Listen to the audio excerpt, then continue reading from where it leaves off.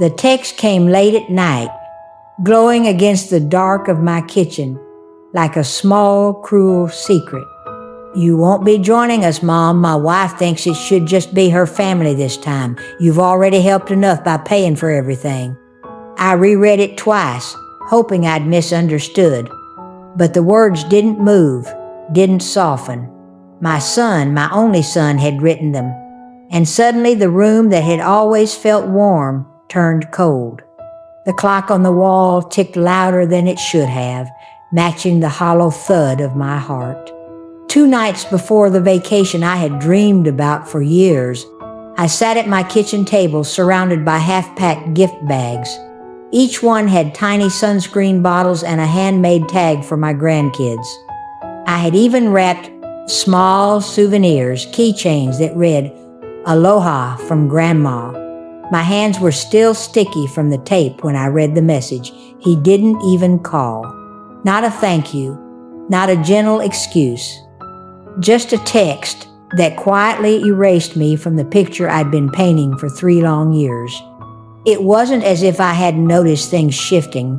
Tanya, my daughter-in-law, had been correcting me more often lately, subtle, sharp little remarks wrapped in a smile. She'd started hosting holidays at her mother's house and telling me last minute, as if it had slipped her mind.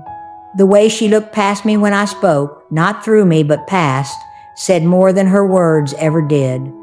Still, I believed Nathan, my Nathan, would never go along with it.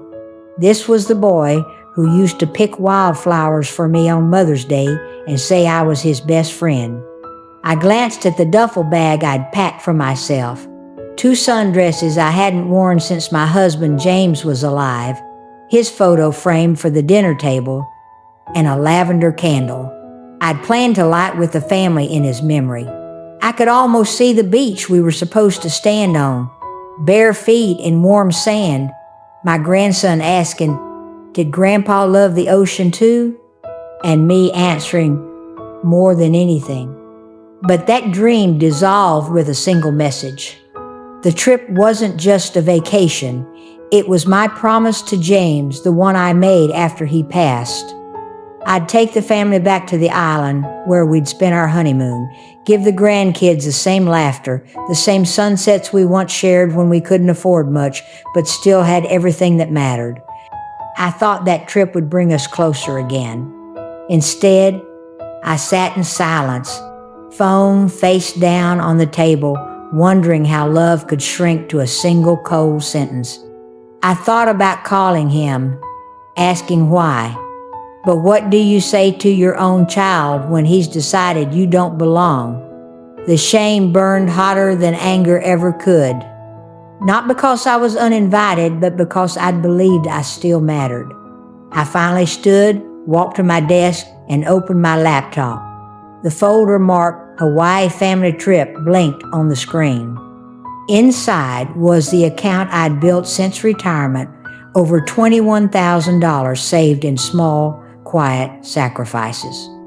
Every skip treat, every late tutoring session, every night I'd turn the heat down just to save a little more, all for them. My cursor hovered over the button that read Freeze Account. I didn't click it. Not yet. Because something inside me whispered that this story wasn't over. And it wasn't. When love turns into obligation and gratitude fades into entitlement, what does a mother do next? The answer began with one small click.